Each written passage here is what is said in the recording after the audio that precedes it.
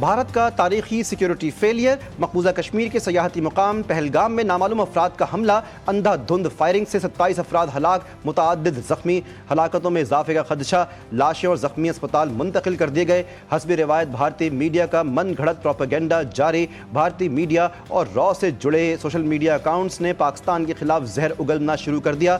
Bharat false flag drama रचाकर दुनिया की तवज्जो मकबूजा कश्मीर से हटाना चाहता है।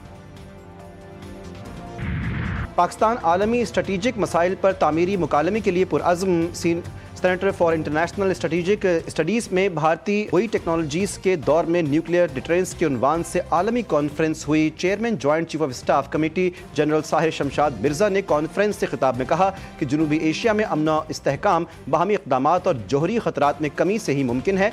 मुमताज़ बैनुल-अक़वामी इदारों के नुमाइंदों ने आलमी न्यूक्लियर पॉलिसीज़ पर इज़हार ख़याल किया।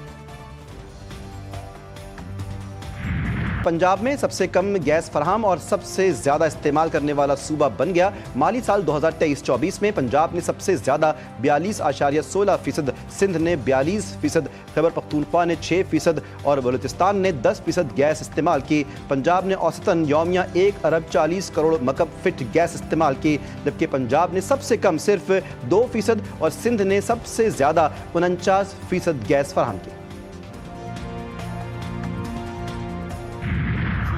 अनफॉर्चुनेटली PMLN के संजीदा लोगों से बातचीत हो रही है और PMLN के कुछ स्पॉयलर्स हैं, वो रोजाना उल्टे सीधे बयानात भी दे रहे हैं, या उनका कोई जाती झगड़ा है आपस में फेडरल गवर्नमेंट से पंजाब गवर्नमेंट का, कि वो चाहते हैं कि जी ये चीज़ें स्पॉयल हों। हम उस बात को खुशाइन कहते हैं कि राना सनाउल्लाह साहब से हमने जब बात की, उन्होंने कहा प्राइम मिनिस्टर शहबाज शरीफ साहब और मियाँ नवाज शरीफ साहब के कहने पर वो हमसे बातचीत कर रहे हैं और बातों को उस मसले का संजीदा हाल चाह रहे हैं।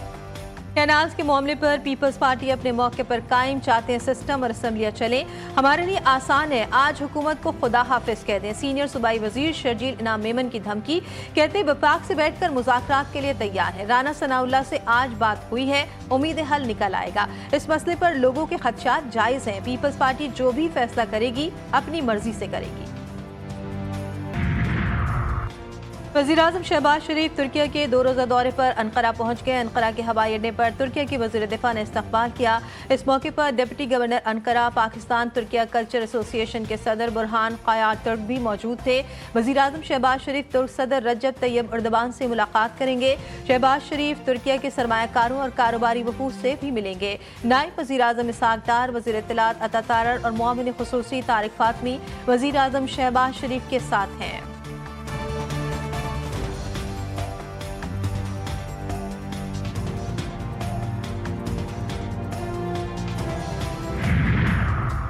अमेरिका के साथ बड़े पैमाने पर मुआशी रवाबित बढ़ाना चाहते हैं, तामीरी अंदाज में आगे बढ़ेंगे। जल्द ही एक सरकारी वक्त अमेरिका जाएगा। वफाकी वज़ीर ख़जाना सेनेटर मोहम्मद औरंगज़ेब का आलमी जरीदे ब्लूमबर्ग को इंटरव्यू, कहा पाकिस्तान अमेरिका से मज़ीद कपास और सोयाबीन खरीदने का ख्वाहिशमंद है।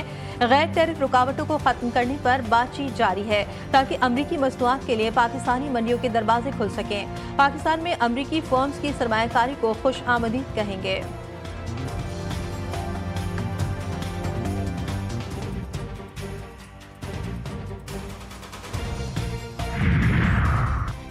IMF की शराइत पर आइंदा बजट में 168 मनसूबे बंद करने का फैसला। 1100 अरब मालियत के मनसूबे बंद किए जाएंगे। हुकूमत का PSDP में नए मनसूबे शामिल करने के लिए माली गुंजाइश निकालने का प्लान। नए माली साल 2025-26 के PSDP में शफाफियत लाई जाएगी।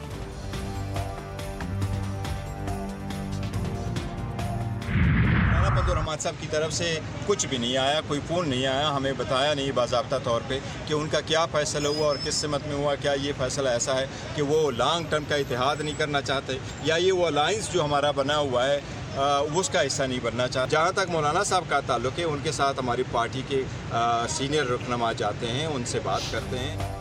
मौलाना फजलुर रहमान ने PTI इत्तेहाद या अलायंस करने या ना करने के फैसले से आगाह नहीं किया। पाकिस्तान तहरीक इंसाफ के चेयरमैन बैरिस्टर गौहर का कहना है कि मौलाना से मुलाकात होगी तो तफसील से बात होगी।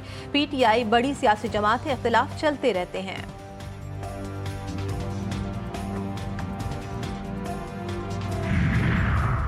वज़ीर दिफा ख्वाजा आसिफ कहते हैं कराची पोर्ट ट्रस्ट में लूटमार का जितना बाजार गर्म है उसका मुकाबला फेडरल बोर्ड ऑफ रेवेन्यू भी नहीं कर सकता। उनका कहना था कि केपीटी को हजारों अरब रुपए के कौमी आमदन से महरूम किया जा रहा है। जितना रेवेन्यू और आमदन केपीटी से मिल सकता है उतना काम नहीं हो रहा। कराची पोर्ट ट्रस्ट में लूटमार के सारे रास्ते बंद किए जा रहे हैं।